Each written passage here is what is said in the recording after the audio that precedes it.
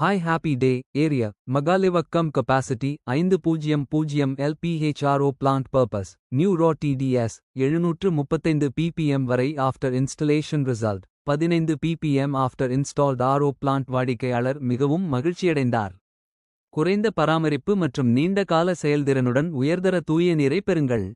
நாங்கள் அனைத்து softener, iron remover, வணிக RO plant, WTP, STP, ETP compact, திறமையான மற்றும் சக்திவாய்ந்தவற்றுக்கும் செய்கிறோம்.